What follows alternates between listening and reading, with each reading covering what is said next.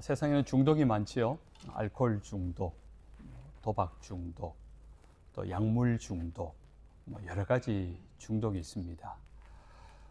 병원에서 여러 가지 치료 프로그램도 있습니다. 그러나 이 중독에 빠진 사람들을 치료하는 것만큼 어려운 게 잘 없다라고 이야기합니다. 그런데 대체의학에서 이 중독을 치료하는 효과적인 방법이 있는데 대체 중독이라는 용어를 사용을 합니다. 이 중독에 빠진 사람을 다른 것에 중독을 또 다른 중독에 빠지게 한다는 거죠. 다른 좋아하는 것을 만나게 해서 거기에 빠지게 만들면은 이전의 중독은 고쳐질 수 있다. 그 이전의 중독에서 비로소 벗어날 수 있다라는 것이 대체 중독의 핵심입니다. 우리 인생에 있어서도 누구나 한두 가지씩은 중독이 있지 않습니까? 우리의 중독은 무엇입니까? 여러분이 가지고 있는 정말 고치고 싶은데 고쳐지지 않는 중독은 몇 가지가 있죠. 오늘의 주제가 바로 그것 중에 하나입니다. 아마 여러분 중에도 이런 중독 증상이 있을 겁니다. 아무 일도 없는데 불안해하는 것. 아무 일도 일어나지 않았는데 미리 두려워하는 것. 이 불안과 두려움의 굴레에서 벗어나지 못한다는 것입니다. 목사님, 저는 이번 주간에 어떤 불안함도 어떤 두려움도 없었습니다. 그분은 정말 대단하신 분입니다. 하나님의 은혜가 특별하신 분입니다. 아니면 아무 생각 없이 그냥 인생을 사는 분이든지. 우리 인생 가운데 불안과 두려움이 없다는 것은 굉장히 유익한 일입니다. 그런데 뗄래야 뗄 수 없는 것이 우리 인생 가운데 불안과 두려움이 따라다닙니다. 어린이라도 뭔가가 불안해합니다. 두려워하고 있습니다. 인생을 평생 60년, 70년, 80년 인생에 그렇게 수많은 경험을 했는데도 우리는 여전히 불안하고 두려워하는 부분이 있지 않습니까? 그래서 미리 염려하고 근심하고. 그럼 이 불안함과 두려움을 이길 수 있는 치료법은 무엇이겠습니까? 중독은 중독으로 고칠 수 있다 했습니다. 새로운 두려움입니다. 하나님은 하나님을 두려워하게 될 때 세상의 두려움에서 벗어날 수 있다라고 합니다. 하나님을 두려워하는 것, 다른 말로 하나님을 경외하는 것입니다. 모세가 40년 동안 광야 생활을 했습니다. 40년 전과 40년 후 달라진 것이 하나 있습니다. 40년 전 모세는 40세의 모세, 왕궁에서 젊고 권력 있고 똑똑했고 또 의협심 강했고 자기의 동족 히브리인들을 도우려고 하는 불의를 참지 못하는 마음, 이런 것들이 있었던 모세였습니다. 그러나 광야에서 40년이 지나고 80세가 된 모세는 지금 늙었습니다. 힘이 없습니다. 실패했습니다. 도망자입니다. 자신이 가진 권력과 능력은 아무것도 없습니다. 자신에게 남겨진 것은 거절감과 실패감과, 그래서 앞으로도 뭔가를 할 수 있기보다는 할 수 없다는 두려움에 빠져 있는 것입니다. 그런 모세에게 하나님은 오늘 오셔서 9절 첫 번째 말씀이 이제 가라. 내 백성 이스라엘 백성을 구원하여 내라 라는 사명을 주십니다. 그때 모세의 대답이 무엇입니까? 내가 무엇이관대? 내가 누구이기에? 하나님이 사명을 주시고 하나님이 나타내 보이시고 하나님이 음성을 들려주시면서 모세야, 너가 이제 일을 해야 되겠다, 이렇게 말씀해 주시는데 모세는 내가 누구이기에? 나는 도대체 누구입니까? 모르겠다는 겁니다. 자신의 정체성을 가지고 이야기를 하고 있습니다. 자신이 40년 전 왕궁에서 모든 것을 가졌을 때, 모든 것을 할 수 있을 때도 실패했던 일인데 이제 80세가 되어서 늙고 이 왕자도 더 이상 아닙니다. 도망자 신세입니다. 아무도 환영하지 않는 자기, 무기력한 자기가 무엇을 할 수 있겠느냐? 하나님이 하라고 했는데 하기도 전에 불안함 때문에, 두려움 때문에 할 수 없습니다라는 결론을 내리고 있는 것입니다. 모세는 돌아가서 그 동족들에게 말했을 때 또다시 당할 그 거절감이 두려운 겁니다. 그가 바로의 궁정으로 돌아갔을 때 바로 왕이 죽이려고 하는 그 위협도 두렵다는 겁니다. 그래서 의기양양하게 갔지만은 또 실패했을 때의 그 거절감과 그 패배감, 그 실패감이 또 경험하기 너무 두렵다라는 것입니다. 이런 두려움은 누구나 있지 않습니까? 우리가 우리 청소년이 짧든지 여러분 인생의 중년, 노년을 거치면서 한두 번, 아니 그 이상 우리는 다 해본 경험 아닙니까? 실패해본 경험, 거절당한 경험, 패배해본 경험, 배신당한 경험, 상처받은 경험. 그래서 이왕이면은 그런 똑같은 실수, 똑같은 상처를 내가 받고 싶지 않아서 다시는 내가 그것은 안 한다. 다시는 내가 그 사람을 만나지 않겠다. 이것이 우리가 가지고 있는 두려움이고 불안함이라는 것입니다. 그래서 사람들은 애써 용기를 내어서 그 불안과 두려움을 극복해 가는 사람이 있습니다. 아니면 여전히 그 불안 속에 빠진 채 더 이상 똑같은 실패와 상처를 받지 않기 위해서 어떤 것도 시도하지 않습니다. 그래서 아직 만나지 않은 미래조차도 과거의 상처와 실패의 경험으로 묶어두어서 한 걸음 내딛기를 두려워한 채 지금 현재의 이 상태에 안전적인 상태가 좋아 라고 하면서 그 상태로 그냥 머물러 있는 사람도 있다는 것입니다. 무기력하고 실패감에 사로잡힌 모세에게 하나님은 도저히 불가능해 보이는 사명을 말씀하십니다. 이스라엘을, 민족을 구원하라는 사명입니다. 모세는 그것을 수행할 능력도 자신감도 하나도 없습니다. 모세에게 남겨진 것은 무기력함과 두려움뿐입니다. 그런데 하나님은 모세에게 그 어마어마한 사명을 하라고 합니다. 그렇다고 모세에게 뭔가 새로운 능력을 주셔가지고 무슨 슈퍼맨처럼 막 근육이 생기고 초능력을 장착해 주신 것 아니었습니다. 그렇다고 애굽의 상황, 바로 왕의 마음이 바뀌어서 아주 모세의 말을 잘 들을 수 있도록 상황과 현실을 바꾸어 준 것도 아니었습니다.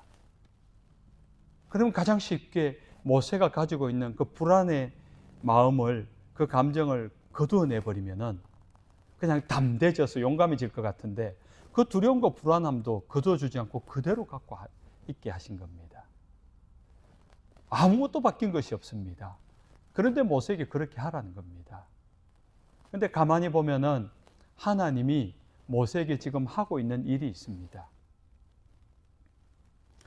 불안하고 두려워하고 상처와 거절과 도망자 신세로 미디안 광야에서 숨어지는 모세에게 하나님이 나타내 주셨지 않습니까? 처음 보는 하나님, 처음 듣는 하나님의 음성을 들은 겁니다. 하나님을 보라는 겁니다. 하나님을 향하여 시선을 돌리라는 것입니다. 네가 지금 주목하여 보고 있고 네가 지금 매일같이 하루에도 몇 번씩 자신의 깊은 속상함을 묵상하고 속을 삭히고 있는 그 묵상에서 하나님을 바라보고 하나님을 생각하고 하나님께 귀 기울이도록 만드는 겁니다. 하나님을 바라보게 만드는 것, 그 크신 하나님, 그 두려운 하나님을 바라보게 시선을 돌리는 겁니다. 상처를 바라보았고 실패를 바라보았고 거절을 바라보았고 안 되는 걸 바라보던 그 시선을 하나님을 바라보게 한 겁니다. 똑같은 두려움입니다. 세상이 주는 두려움은 여전히 불안하고 두려운데 하나님도 사실 두려운 하나님이죠. 하나님은 사실 세상의 그 어떤 두려운 것보다 두려운 분입니다. 하나님은 세상의 그 어떤 선한 것보다 가장 선한 분이십니다. 하나님은 세상에서 힘이 가장 센 그 누구보다 세신 분입니다. 전능하신 하나님이시죠. 그런데 그 하나님을 바라보면 얼마나 두렵겠습니까? 그런데 하나님을 향한 그 두려움은 다른 단어로 대체합니다. 경외라고 해요. 경외에 가장 많이 차지하는 단어의 뉘앙스는 두려움 맞습니다. 그런데 두려움이지만은 그 두려운 분이 다른 누구도 아니라 내 편이라는 겁니다. 그 두려운 하나님이 내 편이에요. 그토록 강한 분이 내 편이에요. 그토록 선하신 하나님이 내 편이라는 겁니다. 정의와 공의를 행하시는 그 하나님이 내 편이에요. 불의를 절대 참지 못하고 악인과 죄인을 심판해버리는, 패시티를 찍는 것보다 더 정밀하게 사람의 마음을 감찰해서 숨겨진 마음을 드러내고 의인과 악인을 구별해내는 그 하나님이 내 편이라는 겁니다. 나를 위하고 있다는 겁니다. 하나님이 정말 패시티 찍듯이 우리 안에 지름 1mm짜리 암도 다 발견해내는 그 패시티, 정밀한 기계 장비로 그보다 더 정밀하게 우리의 죄성과 우리의 의도를 찾아내니까 얼마나 두렵습니까? 그런데 두려움으로 끝나지 않잖아요. 그 하나님이 나를 사랑하시고 나를 위하여서, 나를 돕기 위하여서 내게 오셨다. 달라지는 겁니다. 든든해지기 시작하는 겁니다. 그래서 우리는 하나님을 두려워해야 하는 겁니다. 마태복음 10장 28절에 몸은 죽여도 영혼은 능히 죽이지 못하는 자들을 두려워하지 말고 오직 몸과 영혼을 능히 지옥에서 멸할 수 있는 일을 두려워하라. 우리는 하나님을 두려워해야 됩니다. 무서워할 줄 알아야 됩니다. 그러나 그 하나님이 나를 사랑하시고 나를 위하시고 내 편이 되신다는 그 사실 때문에 두려움만으로는 끝나지 않습니다. 그 하나님을 신뢰하게 되고 그 하나님께 맡기게 되고 그 하나님을 믿기 때문에 우리는 믿는 구석이 생겨서 세상 가운데 당당하게 정직할 수 있습니다. 불의를 행하지 않습니다. 수단과 방법을 가릴 줄 알게 됩니다. 그렇게 해도 손해보는 장사가 아니라 하나님께서 알고 계시기 때문에 지금 우리가 이렇게 불편해도, 지금 이렇게 손해봐도, 지금 이렇게 세상에서 억울해도 하나님 다 알고 계신다는 것이 위로가 되어서 오늘 믿음으로 살아갈 수 있기 때문인 겁니다. 모세는 젊고 유능했을 때, 애굽의 왕자로 있을 때 자신의 가지고 있는 모든 권력과 권한을 사용해서 유대인 한 사람을 도와주려고 했는데 실패했습니다. 그 한 사람에게서조차 거절당하고 실패하고 도망 나왔지 않습니까? 그런데 이제 40년이 지나서 늙고 무명해 힘도 없는 도망자 신세의 모세가, 하나님은 그 모세에게 이스라엘 민족 전체를 구원해내라는 말도 안 되는 사명을 주고 있습니다. 하나님은 그렇다고 모세에게 잘할 수 있을 것이라고 격려해 주지 않았습니다. 새로운 상황과 환경을 만들어 주지도 않았습니다. 다만 한 가지, 하나님이 그 사명을 주시면서 모세에게 주신 한 가지 약속이 있습니다. 그 약속은 하나님이 모세와 함께 하겠다라는 겁니다. 12절, 하나님이 이르시되 내가 반드시 너와 함께 있으리라 라고 이야기합니다. 하나님이 주신 사명, 그 사명의 성공 여부는요, 모세가 가지고 있는 능력이나 모세가 처한 환경에 달려있다는 것이 아니라는 겁니다. 이것을 우리의 삶에 적용시키면은 우리가 여러분의 각자의 인생을 살아가는데 하나님께서 맡겨주신 사명을 이뤄가는 그 사명을 이루려고 할 때 여러분이 인격이 좋고 가진 실력과 능력이 좋기 때문에 그 사명을 완수할 수 있다는 것 아니라는 거예요. 또 여러분이 그 사명의 현장에서 이루어가려고 할 때 주변 사람들이 좋은 사람들을 만나고 환경이 바뀌고 구조와 제도가 바뀌어지는 뭔가가 놀라운 주변의 환경과 변화가 바뀌어졌기 때문에 하나님 주신 사명이 이루어진다라는 것이 아니라는 거예요. 이것은 굉장히 중요한 말씀입니다. 하나님이 우리에게 뭔가를 맡겨주실 때 그 일의 성공 여부는 모세에게 있다는 것이 아니라는 겁니다. 모세가 어떤 능력을 가졌다, 어떤 환경을 가졌다, 돈 얼마 가졌다, 지식 얼마 가졌다, IQ가 얼마나 좋다, 그가 무엇을 배웠다, 그가 가진 배경이 무엇이다. 하나님은 그것을 가지고 가늠하지 않았습니다. 딱 한마디 하시죠. 말도 안 되는 사명을 주시면서 모세가 생각할 땐 불가능한 사명인데 그것을 맡겨주시면서 하나님이 하시는 한 가지 약속은 무엇입니까? 하나님이 너와 함께 하겠다는 겁니다. 하나님이 나와 함께 하겠다는 겁니다. 하나님이 함께 하시느냐, 함께 하시 않느냐가 우리가 이 땅을 살아가면서 하나님의 일의 성공 여부를 결정한다는 겁니다. 그것이 불가능한 일이든지 아무리 불가능해 보여도 내가 하나님과 함께 한다면 그 일은 완수할 수 있습니다. 손쉽게 할 수 있는 일입니다. 이건 내 능력으로 가능해 라고 하는 순간 그것은 실패할 수도 있다는 것입니다. 그래서 작은 일이든지 엄두를 못 낼 어마어마한 일이든지 우리가 항상 확인해야 될 것은 내가 지금 하나님과 함께하고 있는가? 그 일의 진행 과정 속에서 내가 지금 하나님과 함께하고 있는가? 지금 이 순간 하나님이 이 일에 함께하고 계시는가? 내가 이 일을 하나님께 의뢰하고 있는가? 이 일을 두고 내가 하나님께 기도하고 있는가? 이 일의 방향이 하나님께서 기뻐하신 일들로 진행되고 있는가? 아니면 이 일들 가운데 내 자존심을 생각하고 내 명예를 생각하고 내 실적을 생각하고 있는 것은 아닌지, 뭔가를 열심히는 하고 있는데 그 일의 결과가 내 이름이 높아지고 내 명성이 널리 퍼지는 일이라면 실패할 수 있습니다. 하나님은 사명만 주시지 않습니다. 여러분에게 성령의 감동을 주실 때는 하나님이 함께 하시면서 그 일을 이루시겠다는 것입니다. 성경을 읽다가 기도를 하다가 오늘처럼 이렇게 예배를 드리다가 하나님께 받은 감동이 있다면 얼른 확인해야 되는 것이 내가 지금 하나님과 함께하고 있구나. 돌아가실 때 돌아간 그 자리에 집에 갔을 때도 여전히 하나님이 지금 함께하고 있구나. 그것만 놓치시지 않으면 됩니다. 그러면 무엇이든지 할 수 있게 되는 것입니다. 하나님께서 함께 하시면은 모세가 나는 지금 가진 것이 없어서 못해요.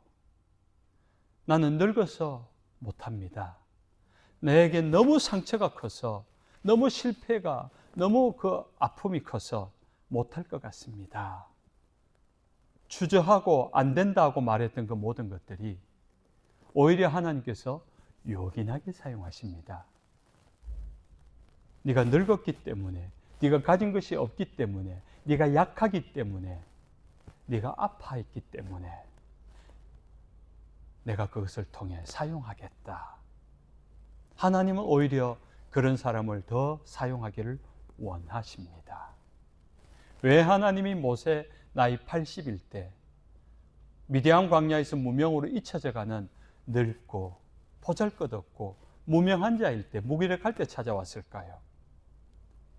본인이 생각해도 자신의 쓰임새가 용도가 별로 없을 것 같을 그때에 뭔가를 이뤄낼 때 내 것을 주장하지 못하기 때문에, 내가 나를 자랑할 수 없기 때문에, 하나님께서 하셨다는 것이 온전히 드러날 수 있기 때문에 그때 하나님은 더 사용하시는 겁니다. 그런 의미에서 아직 젊고 유능하고 실력 있고 가진 것이 뭔가가 있는 분들은 조심하셔야 됩니다.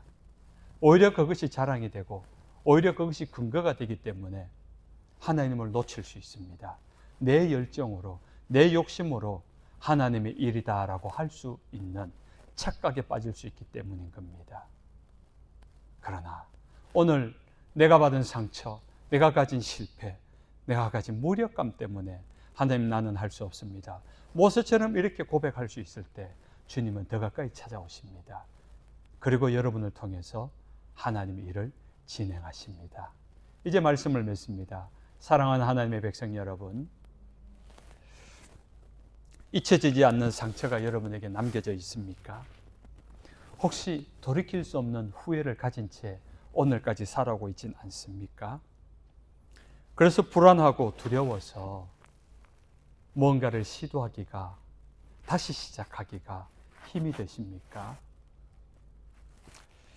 모세처럼 하나님을 바라보십시다. 모세에게 찾아가신 하나님이 오늘 이 말씀과 함께 이미 여러분에게 찾아가신 줄로 믿으시기 바랍니다. 내가 너와 함께 하겠다. 내가 너를 들어 사용하겠다. 불안해하지 마라. 두려워하지 마라. 더 이상 아파하지 마라. 내가 너와 함께 하겠다. 그렇게 지금 말씀하고 계십니다. 하나님이 함께 하시면은 우리 안에 하나님을 바라보는 시간이 점점 늘어날 것입니다. 두렵지만 그 하나님이 점점 좋아질 것입니다. 점점 치밀해질 것이고, 그렇게 하나님을 경외한 마음이 차곡차곡 우리 안에 가득 차고 채워질 때 어느 순간 우리가 그토록 싫었던 불안과 두려운 마음들은 사라져버리고 없어질 것임을 믿으시기 바랍니다. 그 순간 우리의 슬픔, 우리의 과거에 가졌던 아픔과 눈물은 변하여서 춤이 될 것이고, 우리의 탄식은 변하여 노래가 될 것입니다. 그러면서 우리는 하나님의 영광 가운데로 나아갈 수 있게 됩니다. 불안과 두려움, 영적인 무기력함에서 비로소 벗어나 하나님과 동행하는 믿음의 삶을 살아가는 저와 여러분 되실 줄 믿으시기 바랍니다.